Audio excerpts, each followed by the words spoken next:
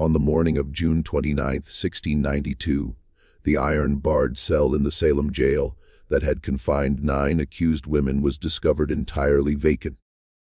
The heavy oak door remained bolted from the exterior, and the single window was far too narrow for any grown woman to squeeze through. The jailer, a man named Corwin, swore solemnly before God and the magistrates that he had not slept for even a moment throughout that night. The 9 women were meant to hang at daybreak.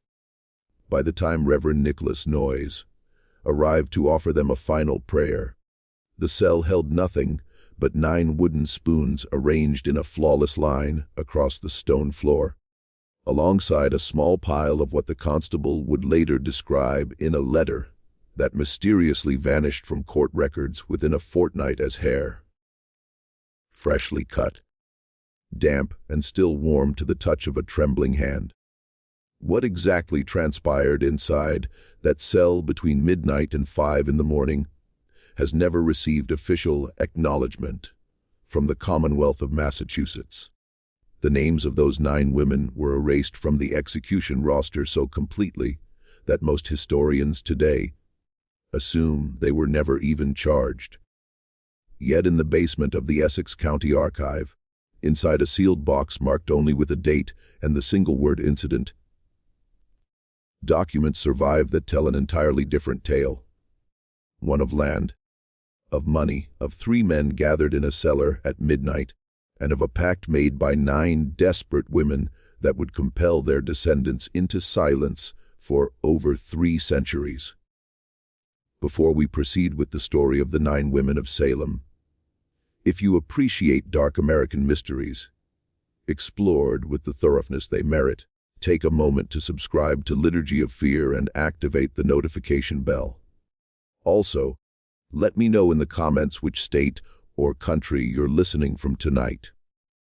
Now, to grasp what occurred in that cell, we must turn back to the spring of that same year, to a village already beginning to devour itself from the inside. Salem Village in 1692 bore little resemblance to the Salem modern visitors imagine.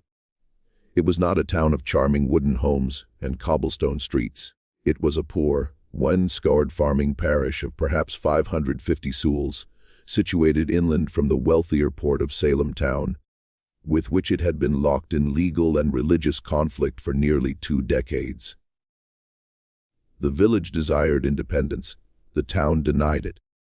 The village sought its own meeting house, its own minister, its own tax authority.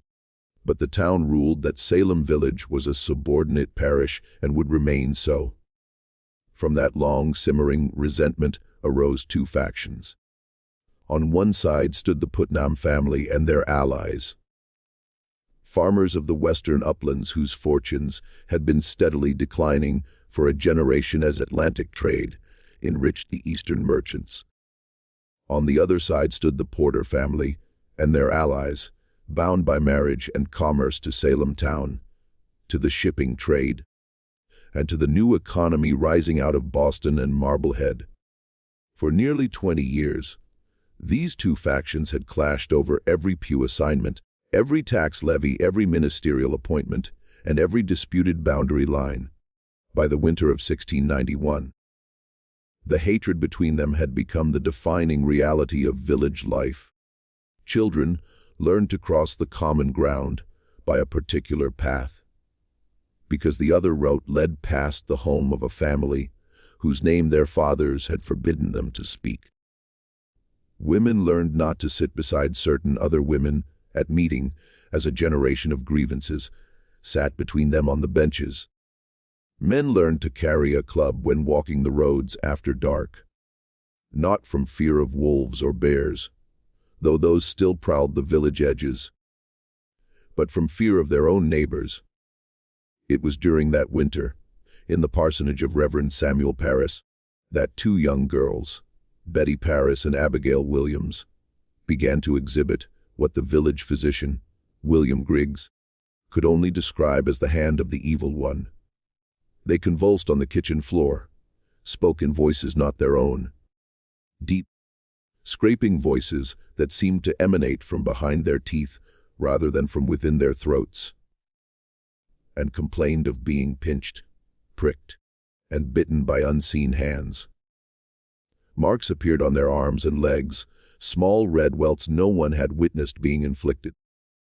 When pressed to name their tormentors, they named 3 women, all of them outsiders, all without male protectors in the village, Tituba, an enslaved woman from Barbados held as property in the parsonage itself, Sarah Good, a beggar known for foul speech and for smoking a pipe on neighbors' doorsteps, and Sarah Osborne, a near recluse who had married a much younger man after her first husband's death and had been the subject of village gossip for a decade.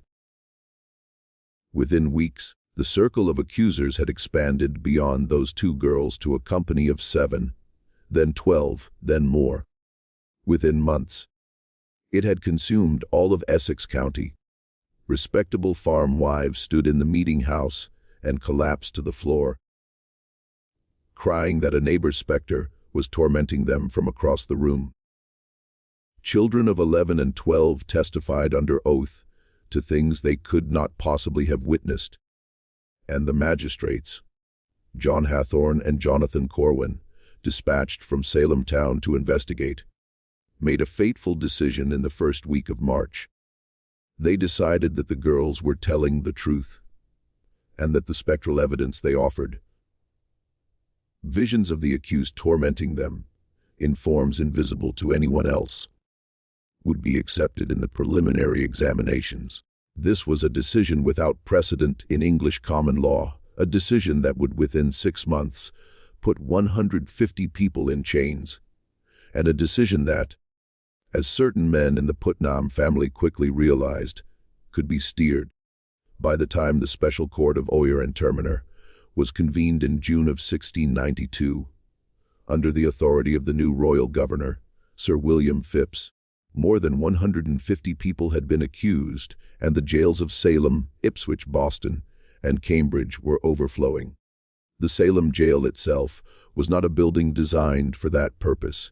It was a converted house on Prison Lane, a 2-story structure of rough, cut timber and fieldstone, with a cellar crudely reinforced with iron bars and a single oak door.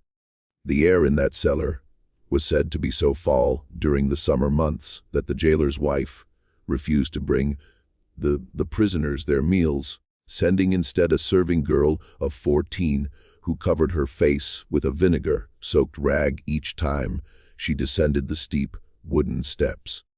The walls of the cellar ran with moisture, even in dry weather. The floor was packed earth for the first 3 feet, and then stone. And the seam between the 2 was a breeding ground for rats that no amount of poison or terrier work could fully control. Prisoners complained of being bitten in their sleep.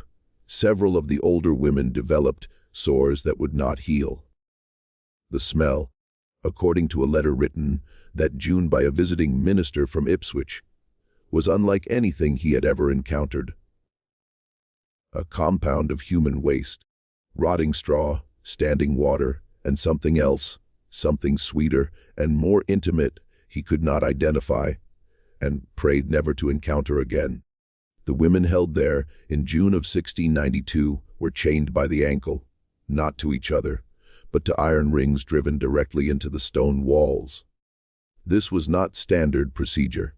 It was done at the specific written order of Magistrate John Hathorne, who believed and wrote openly to Cotton Mather in Boston that witches could travel in spectral form through solid walls if left unchained, and could afflict the godly even from within their place of confinement. Hathorne further ordered that the prisoners be searched upon entry into the cellar for what were called witch marks, any unusual spot or protuberance on the body that might be used to nurse a familiar spirit. The searches were conducted by a party of respectable village matrons, and the reports preserved in the Essex County court files make for some of the most disturbing reading to survive from that season. Women in their 50s and 60s were stripped naked, and examined in every fold and crease of their bodies by women they had known for 30 years.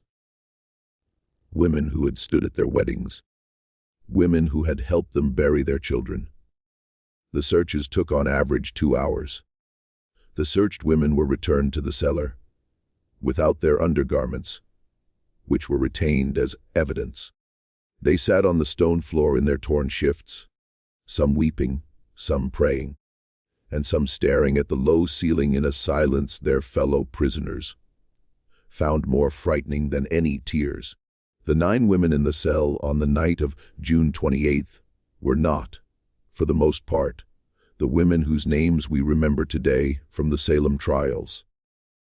They were not Bridget Bishop, already hanged on the 10th of June, the first of the condemned to die on Gallows Hill. They were not Rebecca Nurse or Sarah Good or Elizabeth Howe or Susanna Martin or Sarah Wilds, who would hang together in a mass execution on the morning of July 19th. Their bodies left to swing from the oaks on Gallows Hill for most of the day before being cut down and thrown into the shallow crevice in the rock that has since been known as the Witch's Hole.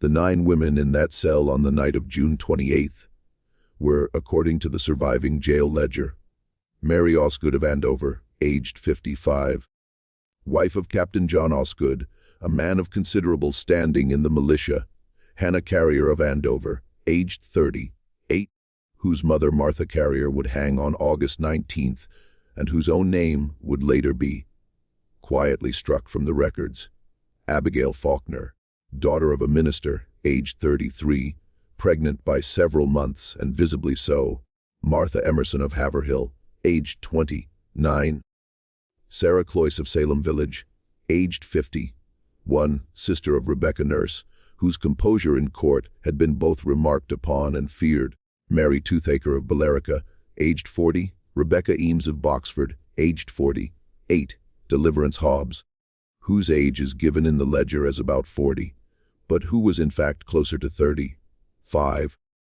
a woman who had initially confessed to witchcraft and then recanted, making her the most hated of the accused among those who had not confessed, and a 9th name deliberately scratched from the ledger so thoroughly that the parchment beneath is worn through, as if someone had taken a knife to it, in a state of great agitation, and worked at it for some length of time, leaving only a pale oval where a name had once been written in a clear secretary hand.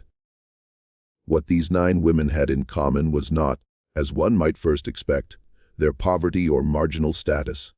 On the contrary, every one of them, with the possible exception of the 9th name, was the wife or daughter of a landholder of significant standing in the northern part of Essex County, and every one of them came from a family that held contested title to property along the disputed boundary between Salem Village and the town of Andover, a boundary that had been the subject of 3 separate surveys since the 1660s, none fully agreed upon by both parties, and every one of them had, in the weeks immediately before their arrest, either refused to sell their land to a Putnam agent, filed a petition of protest with the Essex County Court against the most recent survey, or both. This pattern does not appear to have been noticed at the time. It would not be noticed for another century and a half. And when it was at last noticed, the man who noticed it would not live long enough to see his observation published. The event that would come to be called, in those few private letters that survived, the incident, took place on the night of June 28, 1692. It was a Tuesday. It had rained heavily in the afternoon, a summer storm rolling in off the Atlantic, and the roads leading into Salem Village were deep in mud by the time the sun began to set. The sun set that evening at around 8:27, and by 9 o'clock the last lamps had gone out in the village windows, and the last dogs had been called in from the yards. The air was heavy with the smell of wet grass and of the ocean 3 miles to the east, and the frogs in the marshes along the river were loud enough that a man walking the post road could hear them from a quarter-mile away. The jailer that summer was George Corwin, a cousin of the magistrate, appointed to the position that spring, after the previous jailer. A man named Bridges had died suddenly of what was officially recorded as a fever, but which had been, according to village gossip, a rather more complicated death. Corwin was 36, a man of modest intelligence and considerable ambition, married without children. On that particular night, he was accompanied by 2 constables, Joseph Herrick, a man of 45 with a wife and 7 children and a reputation for piety, and John Putnam the younger, aged 24, a nephew of Thomas Putnam. The 3 men had been drinking cider from a large stoneware jug delivered that afternoon by a serving boy from the tavern at the sign of the King's Head in Salem town. The jug was later found on its side in the jailer's room, most of its contents soaked into the floorboards, the wood beneath stained dark in a pattern roughly shaped like a hand. Neither the serving boy nor the tavern keeper could later remember who had ordered the jug, or how it had come to be delivered, or who had paid for it. The records of the King's Head for that month, which ought to have shown the transaction, had been lost in what the tavern keeper described as a small fire in his ledger room. A fire that had destroyed only the month of June and had not spread further, and which the tavern keeper himself had not witnessed, having been, he said, out of town at the time. At approximately 11 o'clock in the evening, according to Joseph Herrick's later deposition, the cider began to have an effect unlike any cider the men had drunk before. It was not the effect of drunkenness. Corwin reported a heaviness in the limbs, a humming in the ears, and a strong desire to lie down upon the earthen floor. His hands, he said, felt as if they were wrapped in wet wool. His tongue felt too large for his mouth. When he tried to speak to Herrick, his words came out slow and thick, as if he were speaking from under deep water, and Herrick had to lean close to make sense of them. Putnam the younger became ill and vomited twice into the back garden behind the jail, then sat down on the doorstep and wept for reasons he was afterwards unable to explain. He would later say that he had been thinking of his mother, who had died when he was 9, and that he had for the space of perhaps an hour been unable to remember her face, and that this had filled him with a grief so sharp he could not bear to remain inside the building. Herrick, by his own account, remained conscious longer than the other 2, though he too felt the heaviness and the humming. He sat upright in his wooden chair against the wall of the jailer's room, clutching a Bible that had belonged to his father, and began to recite under his breath the 23rd Psalm, which he had memorized as a boy of 7. He recited it perhaps 20 times, and it was he who heard, at some point between midnight and 1 in the morning, what he described as a sound of women weeping. A quiet, continuous weeping that did not rise and fall as natural weeping does, but maintained a single low note like a string being drawn across a viol. The sound came, he said, from directly beneath him, from the cellar. And then, more disturbing than the weeping, a sound of women laughing. Not loud laughter, not hysterical laughter, but a quiet, companionable laughter, as if at a small joke shared among friends who had known each other a long time. The kind of laughter that would follow a remark made in an ordinary kitchen on an ordinary afternoon, and then no sound at all. The silence, Herrick said, was worse than either the weeping or the laughter had been. He did not, he swore later, go down into the cellar. He did not, he swore later, hear the oak door open. He did not hear the bolt slide back. He did not hear footsteps on the cellar stairs. And this, as he would come to confess on his deathbed, was the first lie of his later life. When the three men came fully to themselves at approximately 4:30 in the morning, with the first gray light beginning to show in the eastern sky over the village roofs, and the first birds beginning to call in the elms around the jail, Corwin rose stiffly from the floor, where he had at some point lain down, took the keys from the peg in the jailer's room, and went down the narrow stairs to the cellar to rouse the prisoners for the walk to Gallows Hill. The walk was perhaps a mile from the jail to the place of execution, up a gentle rise of rocky ground, past 2 farms and a small orchard, and along a stretch of pasture trampled by the feet of previous condemned and their spectators. Corwin had made the walk 8 times already that summer. He knew every stone in the road. He expected to make it a 9th time with 9 prisoners within the hour.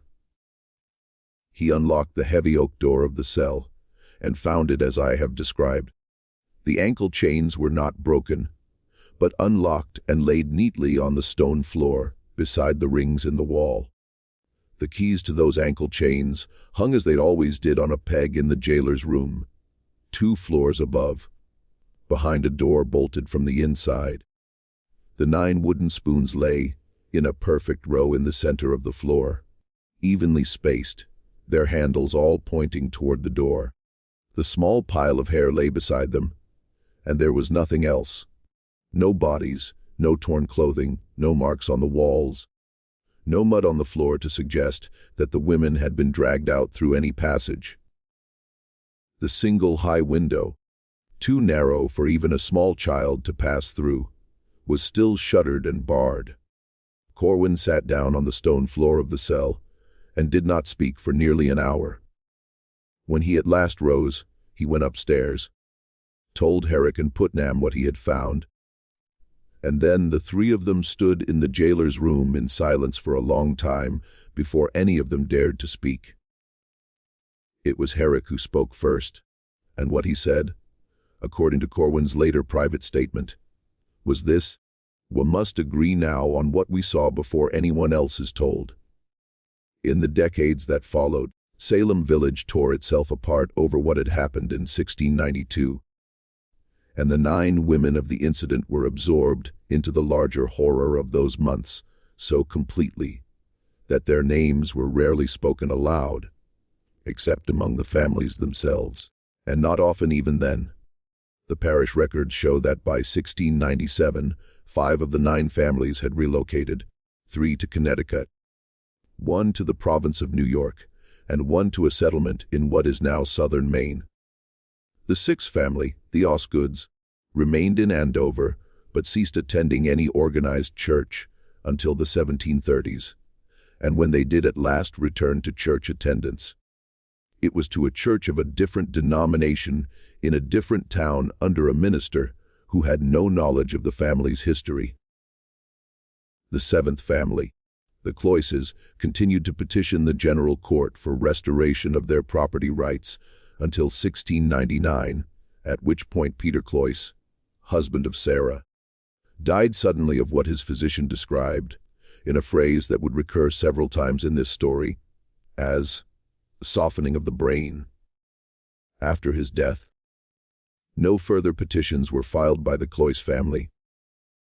The 8th and 9th families cannot be traced at all, which is in itself remarkable because the Essex County records of that period are otherwise quite thorough, and because the families in question had been in Massachusetts since the 1630s and had left considerable documentary traces before the summer of 1692, and none afterwards. It is as if they had been erased, not forgotten, but actively erased, their names removed from the tax rolls, from the church rolls, from the militia lists, from the deed records, leaving behind only the negative space of a family that ought to have been where no family now was.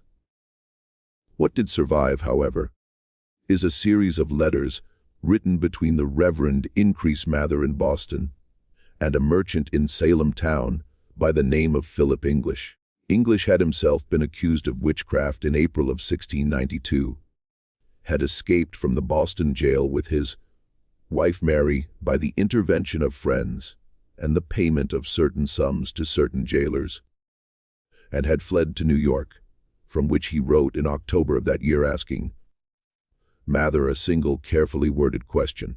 He asked whether Mather had any knowledge of a transaction of land that had taken place in the final week of June 1692 involving 9 parcels of disputed property along the border of Salem Village and Andover, and whether the signatures on the deeds of sale bore any resemblance to the marks used by the accused in their examinations before the magistrates. Mather's reply to this letter, if he wrote one, has not survived. English's original letter, however, is preserved in the papers of his descendants in New York, and it is specific in a way that Mather would not have missed. English did not ask Mather whether the accused had sold their land. He asked whether their marks on the deeds matched their marks on the accusations. This is a strange question to ask, unless one already suspected something about the condition of the women at the moment the deeds were signed. It suggests that English, sheltering in New York with his wife and a small fortune, had received intelligence from someone in Essex County, whose name he could not commit to paper. It suggests that the mechanism of the incident, though not yet called by that name, was already suspected by a small number of people within 6 months of the night of June 28th. And it suggests that those people were, like English himself, either already fled from the colony or had good reason to wish they were. 3 months after English's letter was written, in January of 1693, 9 parcels of land along that exact boundary were indeed transferred to new ownership. The new owners were in every case men connected by marriage or business to Thomas Putnam, one of the most active accusers in the Salem proceedings, a man who in the space of 18 months had made formal accusations against more than 40 of his neighbors, and whose handwriting appears on more of the complaint documents than any other individual. The original owners on the deeds, the 9 women of the incident, had signed with crosses rather than with their own names, which is notable because several of them, including Mary Osgood and Abigail Faulkner, were demonstrably literate and had signed other documents in their own hand earlier that same year. Mary Osgood, for instance, had signed her name in a clear and careful hand on a parish subscription list for the relief of the poor in March of 1692, 3 months before her arrest. The Mary Osgood of the January 1693 deed signed only with a cross, and the crosses on the deeds, when compared by a suspicious clerk in the Essex Deeds Office some 20 years later, matched in precise detail the crosses the same women had made on the accusation documents that had sent them to the cellar in the first place. Not approximately, but precisely, down to the angle of intersection and the slight hook at the end of the lower stroke. The clerk who made this observation, a man by the name of Ebenezer Boddick, died of a fall down the stairs of his own home within a week of making the report. His notes on the matter, which had been drafted but not yet submitted, were never officially entered into the record.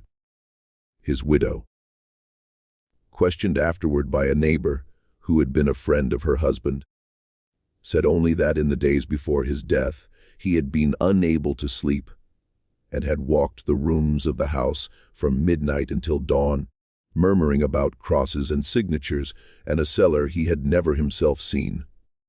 The widow did not remarry. She moved some months after the funeral to her sister's home in the town of Newbury, and she took with her, according to neighbors who helped her pack, only the clothes on her back and a small wooden box which she would not allow anyone else to touch.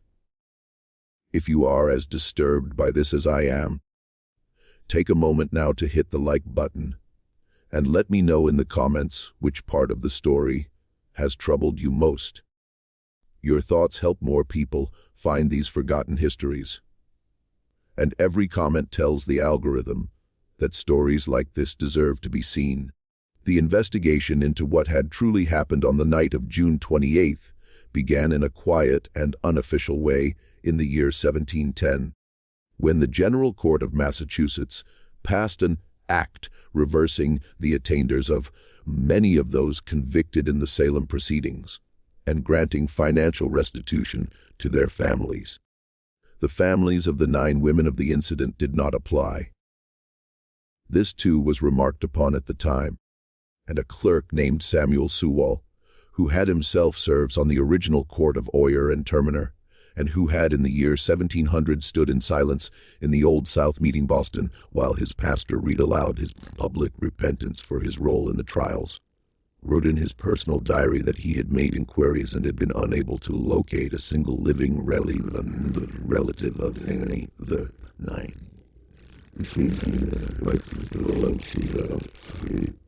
The 9. This was on its face impossible. The Osgood family alone had at least 14 documented descendants living in Essex County in 1710. The Cloyces had direct relations in Salem village itself. The Faulkner line had branched into 3 separate households by the 2nd decade of the new century. But when Sewall, acting on his own conscience and without official authority, traveled to Andover in the autumn of 1711 and presented himself at the Osgood homestead, he was received by a man who claimed the name of Osgood, but who refused to discuss the matter of Mary Osgood, his own mother, and who asked Sewall to leave the property before the sun set below the hill west of the house. In his diary, Sewall wrote that the man's eyes had a quality he had seen only once before, in the eyes of a man who had survived the Deerfield Massacre of 1704, and who had watched his own 3 children killed before him. It was the look, Sewall wrote, of someone who had made a bargain he could not unmake, and who was forced to live each day under its weight, and who knew that if he ever once broke the terms of that bargain, something he loved would be taken from him.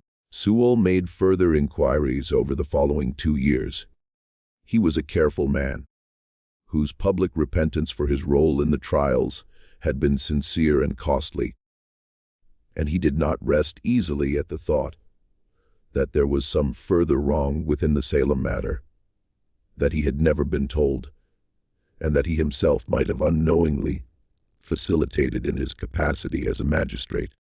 He found, through a contact in the Connecticut General Assembly at Hartford, that the families who had relocated to Connecticut had done so under new surnames, which was not itself uncommon among refugees from the trials, but that they had purchased their new lands in cash.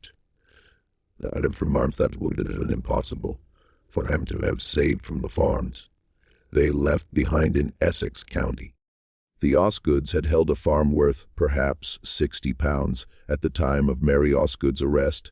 The family that arrived in East Hartford in the autumn of 1692, claiming a different name, paid £215 in silver for a property there. The Faulkners had held even less. The family that arrived in Middletown paid nearly £300.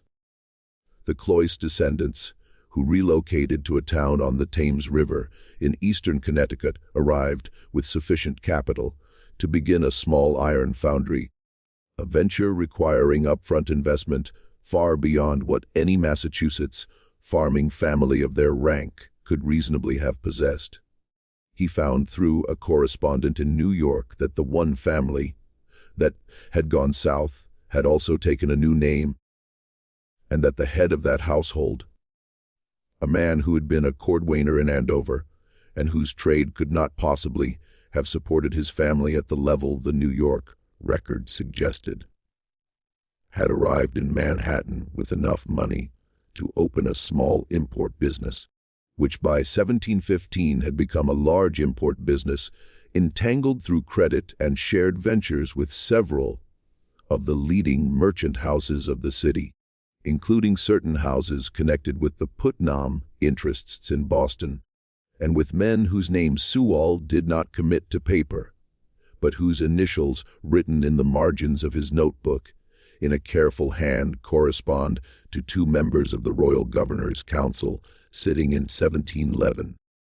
And he found at last, through an old and frightened woman in Salem village who had once worked as a serving girl in the Putnam household, and who was now at her final illness, and had sent for a minister to ease her conscience, that on the morning of June 29th, 1692, a covered cart had left the Putnam farm at approximately 5 o'clock heading west on the post road. The cart had been driven by Thomas Putnam himself. It had been accompanied by two riders, whom the woman could not see clearly in the dawn light, and whose faces she had been warned, later that same morning, not to attempt to remember. And it had been loaded, she said, with 9 bundles of what looked in the gray dawn light like folded laundry. But the bundles, she said, had breathed. She had watched from the kitchen window as the cart passed by on the far side of the rail fence, and she had seen the canvas rising and falling, 9 separate rhythms, not quite in time with one another. And she had turned away and set to kneading bread, and had not spoken of it to anyone, not even to her husband, for 39 years.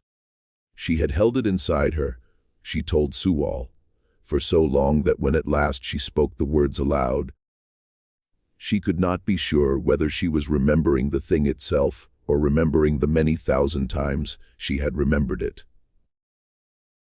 But the bundles had breathed. I saw it, of that she was certain, my own eyes. God forbid.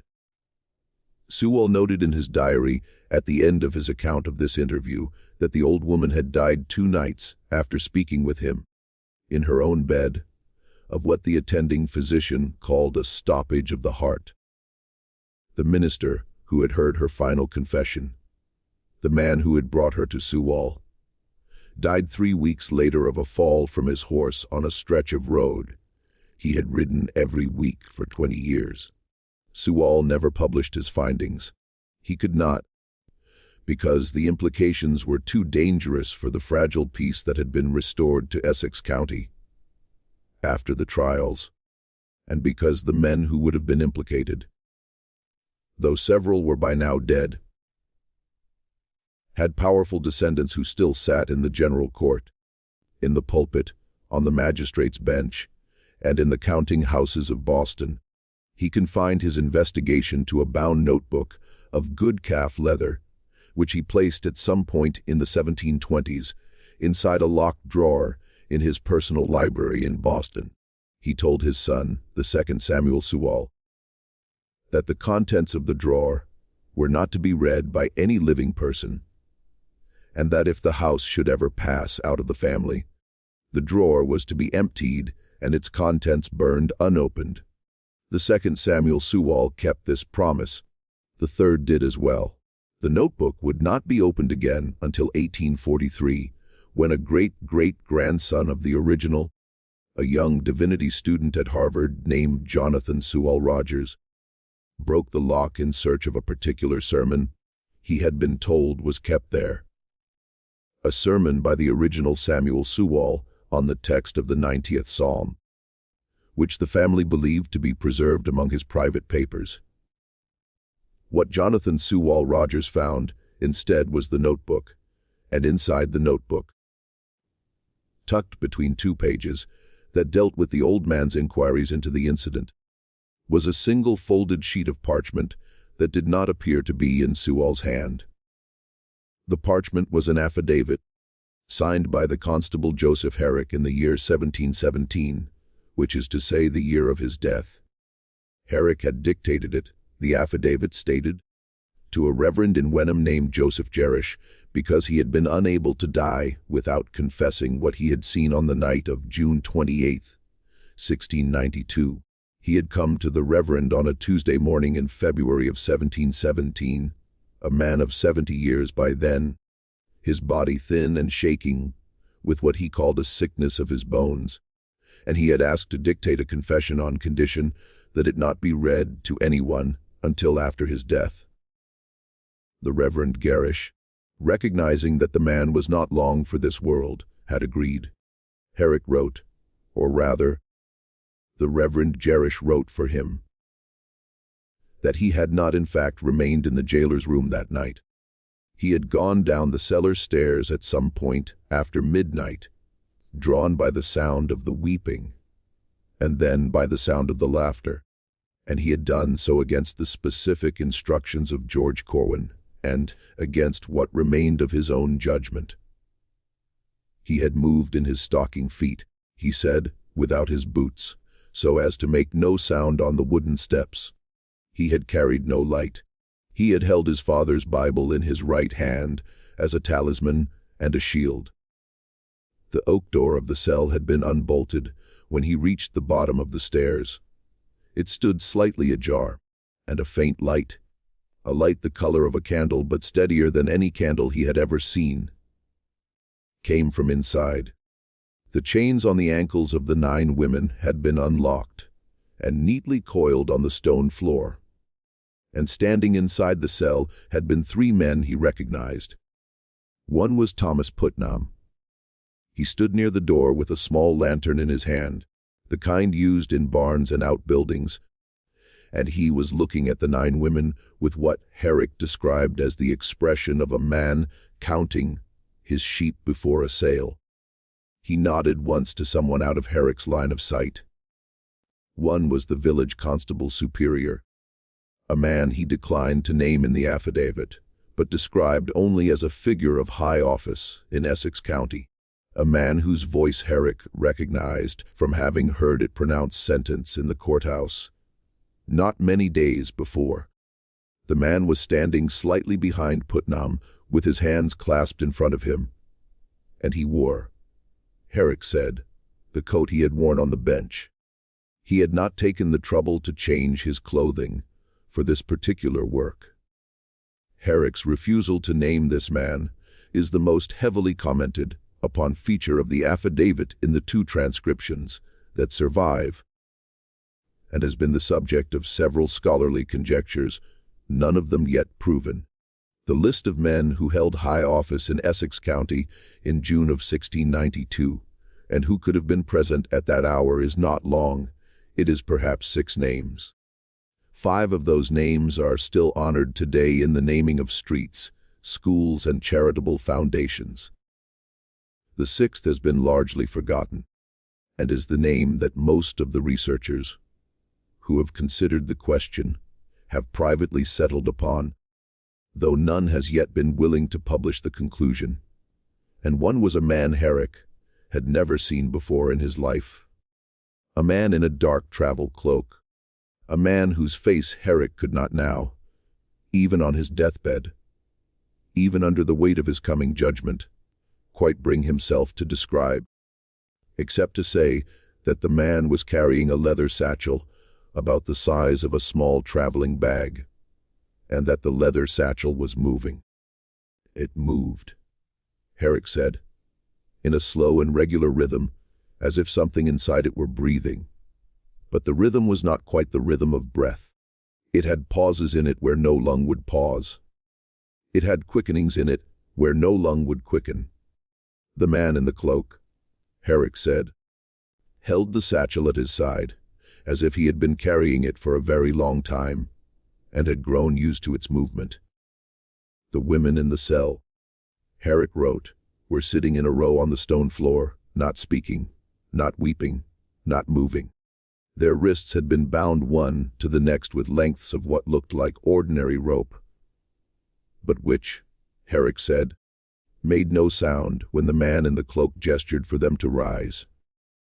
Their feet were bare, their eyes were open, and each one of them, Herrick wrote, was looking directly at him.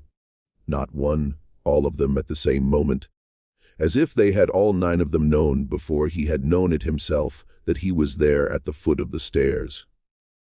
He had, he said, fled back up the stairs without a sound, his heart beating so loud in his ears that he was certain it would betray him. He had lain on the floor of the jailer's room beside the snoring Corwin and the weeping Putnam the younger, and had pretended to be asleep. And he had heard, some unmeasurable time later, the sound of the oak door of the cell closing, the sound of the bolt sliding into place from the outside, the sound of footsteps on the cellar stairs, the sound of the outside door of the jail opening, and the sound of a cart creaking on the muddy track beyond the building. And then nothing. He had not slept again that night. He had lain on the floor with his eyes open, staring at the ceiling, waiting for dawn. And he had made himself a promise that he would never speak of what he had seen. And he had kept that promise for 25 years. And it had cost him, he said, his health, his peace, and the affection of his wife, who had known from the first week of July 1692 that something had happened in the jail which her husband could not tell her, and who had withdrawn from him by small degrees over 25 years into a silence of her own. The affidavit Rogers found in 1843 did not remain in his possession long. Within 6 months of his discovery, he had written to 3 scholars of New England history, enclosing a careful transcription of Herrick's words, and within a year of sending those letters, all 4 men, Rogers and his 3 correspondents, were dead. Rogers himself drowned in the Charles River on a November evening in 1844, in what was officially ruled a suicide, though there were no witnesses. And the body, when recovered, bore bruises on the wrists and on the back of the neck, which the coroner attributed to the current of the river. One of the scholars, George Braftoft, died of a fever contracted on a voyage to investigate parish records in Andover. A voyage undertaken specifically as a result of Rogers's letter. Another, a clergyman named Peter Thatcher, was found at the foot of his own church bell tower in Boston on a Sunday morning, the church having been closed since the previous evening and the doors to the bell tower staircase still locked from the inside. The third, a lawyer named Ephraim Peabody, died of what his attending physician recorded, using the exact phrase used for Peter Cloyce in 1699 and for Ebenezer Boddick some years later, as softening of the brain. He had become in the final weeks of his life unable to speak. His wife reported that he would sit by the fire in the evenings and stare into it, and sometimes begin to weep, and that when she asked him what was wrong, he would lift his hand and show her on the underside of his wrist, where a small mark had appeared some months before. A mark resembling nothing so much as the impression of a cross, which she had at first taken for a bruise, but which had not faded with the weeks, had not faded with the months, and which seemed on some evenings to be darker than on others, and never in any pattern she could discern.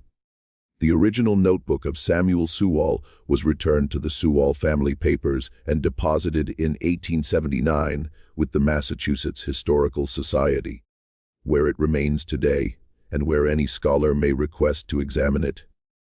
The affidavit of Joseph Herrick, which had been the most damning document in the notebook, was not deposited with the notebook. Its current location is unknown. The 2 surviving transcriptions were made by Rogers himself before he sent his letters.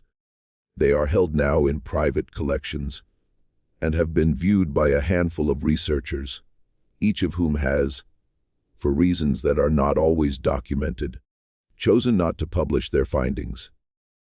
What does survive in the Essex County archive is the sealed box mentioned at the beginning of this story. The sealed box labeled with the date June 29, 1692, and the single word, incident. The box was opened once in 1922 by a young archivist named Edith Pierce, who was attempting to catalog the county's 17th century holdings in a project funded by a grant from a private foundation in Boston. Pierce's catalog entry for the box, which is the only surviving description of its contents, to have been made by a qualified professional, is as follows: 9 parchment sheets, each bearing a single cross in the lower right corner, otherwise blank. The crosses, Pierce noted, were identical in form and resembled the marks made by the accused on the Salem complaint documents, preserved elsewhere in the archive. One iron ankle ring, the lock mechanism partially melted as if by great heat. The iron itself showing the peculiar crystalline structure that forms when metal is heated to just below its melting point and then cooled rapidly, a phenomenon Pierce noted that she could not account for since the cellar of the Salem jail had contained no source of heat sufficient to produce such an effect, the building having been entirely unheated in June and in any event not equipped for metalworking. One small pile of human hair, dark, shoulder length, braided into 9 small plaits and bound at the top of each plait with what appeared to be a thin strip of the same hair, intricately plaited back upon itself. The hair, Pierce noted, showed no sign of the decay expected after more than 2 centuries, and was noted by the county physician who examined it at her request to have the appearance of hair cut from a living head rather than from a corpse, a distinction the physician explained to her in a private letter, not easy to articulate in precise scientific terms, but which any practiced embalmer would immediately recognize. One small leather pouch containing 9 wooden spoons, each carved from the same piece of wood, each marked on the handle with a letter of the alphabet. The letters, Pierce noted, did not spell a word in English. They did, however, spell a series of letters that a colleague of hers in the Harvard Divinity School, a scholar of medieval liturgy, identified in a letter dated September of 1922 as an acronym in Latin of a phrase used in a particular ritual of the medieval Roman Church for the anointing of the dying. The phrase translated into English was, "Let them go in peace." 3 weeks after that letter was received, Edith Pierce resigned her position at the Essex County Archive, packed her personal belongings into 2 trunks, and returned to her family home in rural Vermont, where she lived for another 41 years, and where, according to her nephew, who inherited her papers after her death in 1963, she never again spoke of her work in Massachusetts and would leave the room if the word Salem was mentioned in her hearing. The nephew, interviewed once in 1984 for a local historical society newsletter, said only that his aunt had kept, until the day of her death, a small wooden box on the mantel above her fireplace, and that he had been told as a child that he was never to open it, and that when he had inherited the contents of her house, he had, out of respect for her wishes, placed the box unopened into her coffin before burial. Just when we thought we'd seen it all, the horror in Salem intensifies. And if this story is giving you chills, share this video with a friend who loves dark mysteries. Hit that like button to support our content, and don't forget to subscribe to never miss stories like this. Let's discover together what happens next. Because there is one more document, and it is perhaps the most disturbing of all, and its discovery is recent enough that some of the people involved in it are still living, and some of them are still afraid. In the spring of 2007, a family in East Hartford, Connecticut, was clearing out the attic of a house that had been in their family for 9 generations.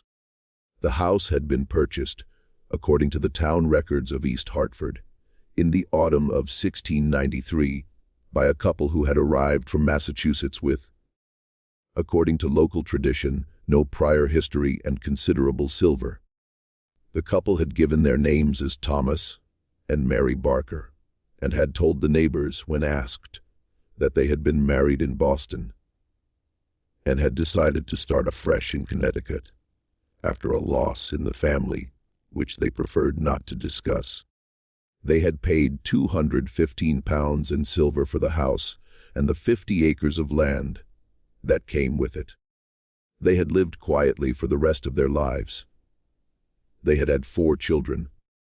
They had been known in the community as gentle, reserved, devout in a modest way, never quite at ease in the meeting house, but never absent from it, generous to their neighbors in small matters, private in large ones, and they had, according to the will of Mary Barker drawn up in 1729 and preserved in the Hartford probate records, left to their eldest daughter a cedar chest, which was not to be opened in her lifetime, nor in the lifetime of any person who had known the testator, but which was to be preserved within the family for as long as the family should endure, as a remembrance of a time of great trouble from which she had been delivered by the mercy of God and by the charity of a friend, whose name she could not write.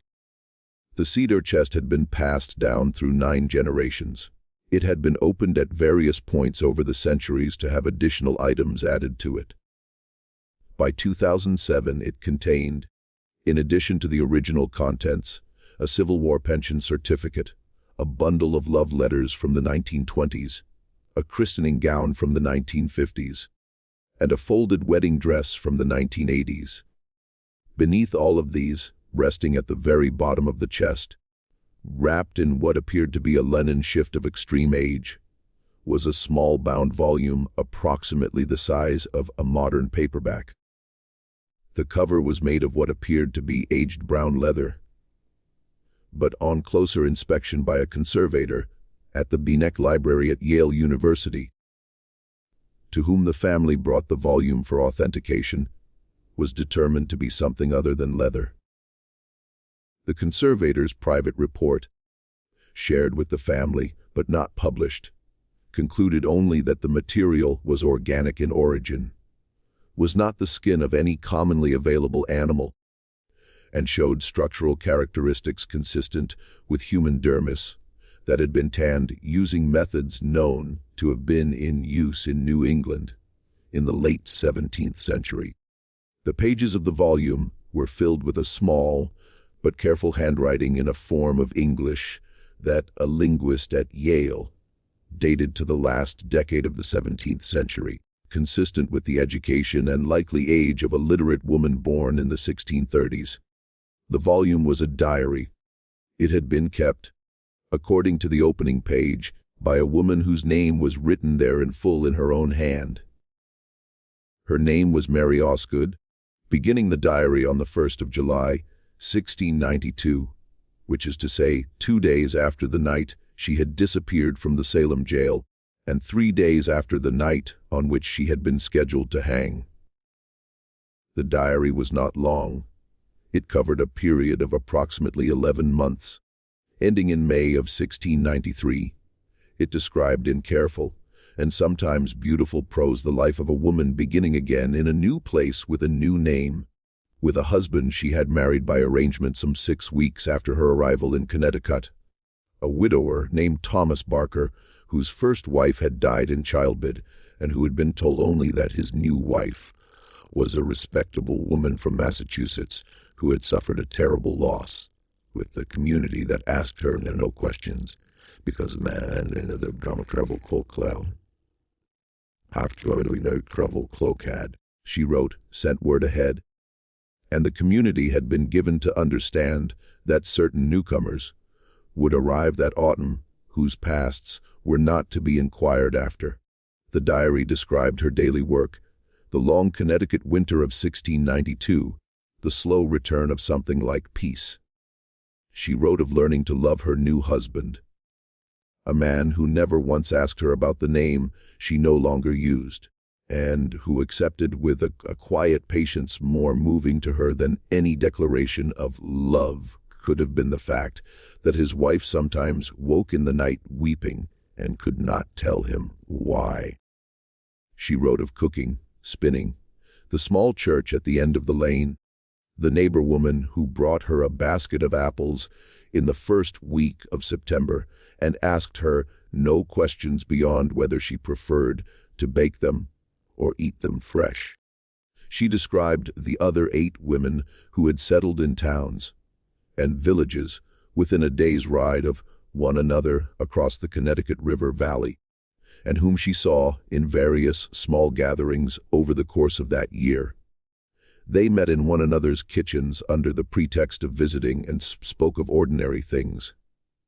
And never once spoke of the cellar or of the oak door, or of the sound of the cart on the track, or of the 9 chains that had been unlocked without a key. Once, Mary wrote in February of 1693, she and Sarah, whom she does not identify further, but who can only be Sarah Cloyce, had sat together by a fire in a farmhouse near Wethersfield, and had wept for a full hour without speaking, and then had dried their tears and spoken only of the quality of that year's butter. They had not looked at each other while they wept. They had not embraced. They had sat on either side of the hearth and stared into the fire, and allowed themselves for that 1 hour to grieve for what they could not name. And then they had stopped at the same moment, as if by prior agreement, and had gone on with the visit. And the diary described once, and only once, in an entry dated the 10th of November 1692, the man in the dark travel cloak and the terms he had offered them in the cell. He had come to them, Mary wrote, on the night of the 28th through the unlocked cell door, accompanied by Thomas Putnam and by a man she called in her diary only the high gentleman, whom she too declined to name, and whose identity, she said, she had been warned never to discover, because to know it would be to be unable to forget it. And forgetting, she wrote, was the first duty she had been asked to perform. I offer you terms. The man in the cloak had explained their release with great gentleness. I am not here to condemn. He had spoken in a voice that Mary described as the voice of a very old man, though he had not seemed old in his movements, and he had addressed each of them by the name they had been given in baptism, not the name by which they had been accused. He had given each of them the choice individually, and in turns to stay in the cell and hang at dawn, or to go with him and never speak, under any circumstance, for as long as they lived, of what had happened in that cell, or of who they had once been, or of the village they had left behind, or of their husbands, or their children, or any person who had once known them by their true name. He had told them that their silence was required not for the protection of the men who had arranged their release, though that was one consequence of it. Their silence was required, he said, because the true purpose of the Salem proceedings was not the hanging of witches. The hanging of witches was the public face of the enterprise. It was the face that would be remembered, the face that would be written into the histories and pamphlets and sermons of repentance. The true purpose of the Salem proceedings was the transfer of approximately 4,000 acres of disputed farmland from families who had held it for 2 or 3 generations to families who would put it to a different use. A use he did not fully specify, but which required, he said, that the land be understood in the public mind as spoiled, as cursed, as ground upon which no prudent man would wish to build. The hangings, he said, served this purpose by attaching to the accused families a permanent stigma. No one would contest the title to land whose previous owner had been hanged for witchcraft. No descendant would come forward to claim an inheritance tainted by that shame when the ground would be quietly and permanently available. The disappearances, he said, served a different purpose. They made it possible, he said, to remove from the contested ground certain families whose members were too well connected, too respected, too sympathetically regarded by their neighbors to be hanged without endangering the wider enterprise. For those families, hanging would have produced martyrs, and martyrs would have produced inquiries, and inquiries would have produced truth. What was wanted instead for those families was a rarer thing, not death, but absence, not a body on the gallows, but a cell that was one morning simply empty. The hangings, he said, were a theatrical necessity. The disappearances, he said, were a practical mercy, and the disappearances would continue for as long as was required, and the land would continue to change hands for as long as was required. And the true history of what was happening in New England in those years would not be written down, because the men who would write it were the men who were arranging it, and because the women who had been its hidden victims would themselves be, by his arrangement, alive and grateful and silent. Each of them, he said, would receive a new name, a new husband, a new home in a town chosen for its distance from any road a traveler from Essex County might take, a sum of money sufficient to establish her new household, and the guarantee of her life and the lives of her children to come. In exchange, she would give him her silence, and the silence of every descendant she should ever have. For as long as her blood continued, if she spoke, if at any point in her life she spoke of the cell, or of the cloak, or of the bargain would be broken and a price would be collected. He did not specify what the price would be. He did not need to. Each of the women had in that moment a clear and precise understanding of what could be taken from her. It is the particular cruelty of such arrangements, Mary Osgood wrote, that they do not require the threat to be spoken. The threat is made by the mind of the person who bears it, and it is shaped in each case exactly to the fear that person carries most deeply. And there is no negotiating with a threat one has oneself assembled. Mary Osgood closed the diary entry of the 10th of November with a single sentence, the only sentence in the entire volume in which she permitted herself to sound afraid. "I do not know," she wrote, "what became of the 9th woman among us. She did not come with us to Connecticut. She did not come with us at all. And when I asked the man in the cloak where she had gone, he did not answer me, but I saw his satchel move." The remainder of the diary, from the 11th of November 1692 until the final entry in May of 1693, contains no further reference to the cloak, to the cell, to the 9 women, or to the 9th. It contains only the small chronicle of a woman trying with some success to make a life out of a silence. The final entry reads in its entirety, "I have planted the garden today. Thomas has built a new gate. The apple trees are in flower. I believe I am with child. May God forgive us all." The Osgood diary is currently in the private collection of the family that found it. They have declined since the initial authentication in 2007 to make it available to scholars, citing the wishes of an elderly family member who was at the time of the find in her 90s and who has since passed away.